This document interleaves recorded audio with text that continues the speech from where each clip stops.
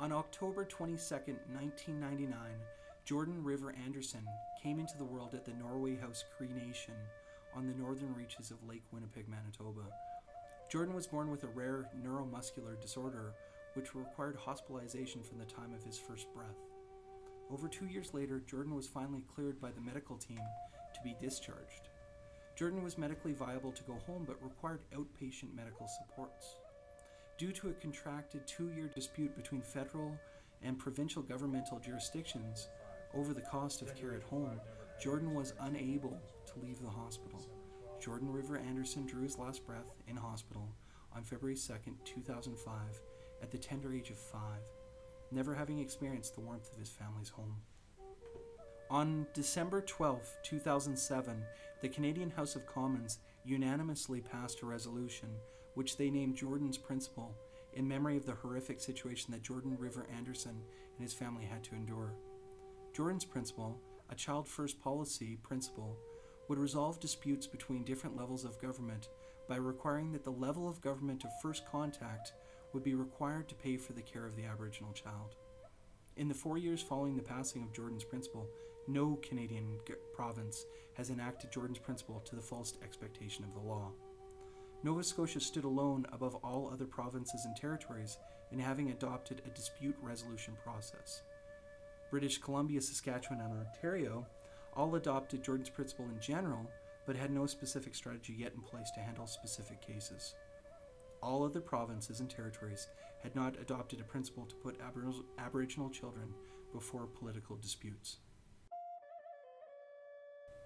Current examples where Jordan's Principle is still not in practice are shown in the following 2 cases.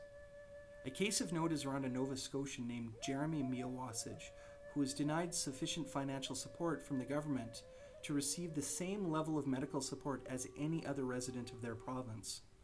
A Nova Scotia court ruled that Jeremy's benefits could not be capped, but the Government of Canada has ruled that the Nova Scotian's court ruling is, quote-unquote, not relevant. 8 years after Jordan drew his last breath, there is talk of appealing the federal court decision to enforce Jordan's Principle, and the case continues to this day.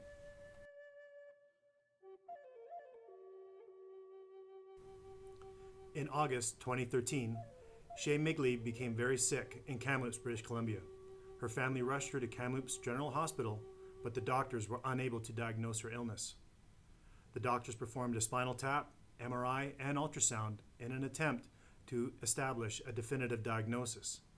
Even though all tests proved inconclusive, the doctors performed an appendectomy. Shay's appendix had not ruptured, and while in surgery, Shay went into respiratory failure.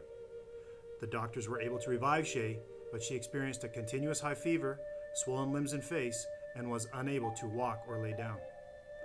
Doctors continued to be perplexed by Shay's illness and consequently prescribed medication, hoping it would work. Shay's parents requested that she be flown to their home province of Alberta so that the family would be in a better position to deal with Shay's illness. Shay's parents were informed that there was too much bureaucratic red tape to facilitate the request, and so Shay was flown to Children's Hospital in Vancouver to get the medication the doctors hoped she required. In Vancouver, Shay was transferred to ICU because her condition had worsened, so much so that she had lost consciousness. Shay remained unconscious for 3 days until waking on her 11th birthday. Staying in Vancouver proved very costly for Shay's family. They were told that they were ineligible to receive any financial aid because they resided in another province. Once it was decided that Shay was to be flown back home, the BC and Albertan governments could not agree on who would pay Shay's travel expenses as she was a First Nations child. With the help of a social worker in Vancouver who informed Shay's mother that enacting Jordan's Principle would be a far too time-consuming process, Shay's mother was forced to take matters into her own hands. Shay's mother was forced to secure transportation with WestJet's charity, Hope Air, rather than relying on her government to care for her sickly child. Shay and her family still do not have a diagnosis for her illness. Although Jordan's Principle is law in Canada, it is still not practiced due to the very process that it was designed to circumvent.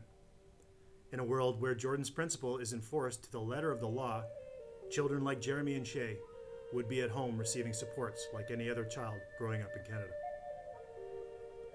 How many First Nations children have to suffer or die before the proper legislation is passed and Aboriginal families receive the same level of care as non-Aboriginal families?